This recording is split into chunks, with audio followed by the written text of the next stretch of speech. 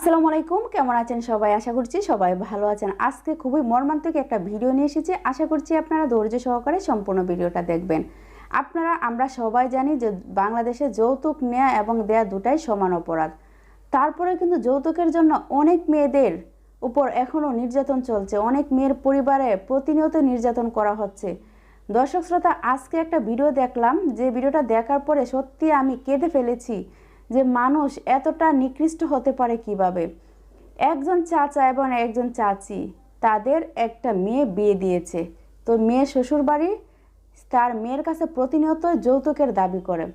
তো তার স্বামী তাকে প্রতিদিন মারধর করে যে যৌতুকের টাকা আনার জন্য, তাও আবার প্রতি সপ্তাহ 50,000 টাকা। আপনি স্ক্রিনে দেখুন, তার বাবাকে দেখুন।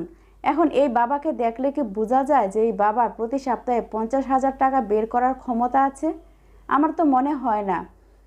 আর যদি ক্ষমতা থাকতো তাহলে তারা তাদের মেয়ের এরকম নির্যাতন সহ্য করতো না। তাদের যদি ক্ষমতা থাকতো তাহলে তারা সেই টাকা ছুঁড়ে মারতো ওই স্বামীর মুখে। কিন্তু তাদের সেটার ক্ষমতা নাই বিধায় আজকে তাদের মেয়ের এই অবস্থা। তো দর্শক শ্রোতা, আমি বেশি কথা বলবো না, আমি শুধু একটা কথাই বলবো, আমরা কোন দেশে আছি যে দেশে এখনও যৌতুকের জন্য মেয়েদের উপর এভাবে টর্চার করা হয়? আমাদের দেশের আইন কোথায়? আমাদের দেশের প্রশাসন কোথায়? এগুলোকে চোখে পড়ে না বা এগুলোকে দেখে না?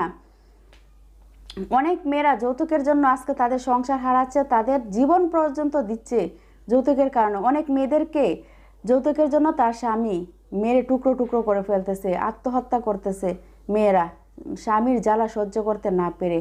তো দর্শক শ্রোতা, আজকে যে ভিডিওটা খুবই কষ্ট লাগলো আমার কাছে, তো আপনাদেরকে ভিডিওতে নিয়ে যাব।